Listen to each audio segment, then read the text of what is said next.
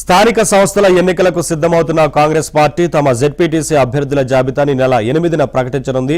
ఈ అభ్యర్థులను రాష్ట్ర స్థాయిలో పీసీసీ ఖరారు చేయనుంది. ఎంపీటీసీ, సర్పంచ్, వార్డు సభ్యులుగా పోటీ చేసే అభ్యర్థుల పేర్లను డీసీసీల స్థాయిలోనే పరిశీలించి ప్రకటించనున్నారు. కాగా జెడ్పీటీసీ సభ్యులుగా పోటీ చేసేందుకు అర్హులను గుర్తించి ఒక్కో స్థానం నుంచి 3 పేర్లతో జాబితాను ఈ రోజు సాయంత్రానికి పంపాలని ఆయా జిల్లా పార్టీ కమిటీలను పీసీసీ ఆదేశించింది. ఈ విషయంలో ఆయా జిల్లాల ఇన్ఛార్జి మంత్రులు, జిల్లా మంత్రులు, స్థానిక ఎంపీ, ఎమ్మెల్యే, ఎమ్మెల్సీ తదితర సీనియర్ నేతల అభిప్రాయాలను పరిగణలోకి తీసుకోవాలని సూచించింది.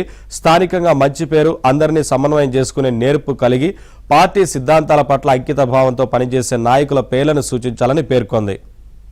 స్థానిక ఎన్నికల్లో బీసీలకు 42% రిజర్వేషన్లు కల్పిస్తూ రాష్ట్ర ప్రభుత్వం తీసుకున్న నిర్ణయానికి అనుగుణంగా ఆయా ప్రాంతాల్లో బీసీల నాయకత్వాన్ని బలపరిచేలా ఈ జాబితాలు ఉండాలని తెలిపింది. కాగా ఆయా జిల్లా ఇన్ఛార్జి మంత్రుల నేతృత్వంలో జరిగిన పార్టీ ముఖ్యుల సమావేశాల్లో ఏకాభిప్రాయంతో ఆమోదించిన పేర్లతో రూపొందించిన జాబితాలు ఇప్పటికే పీసీసీకి చేరినట్లు తెలిసింది.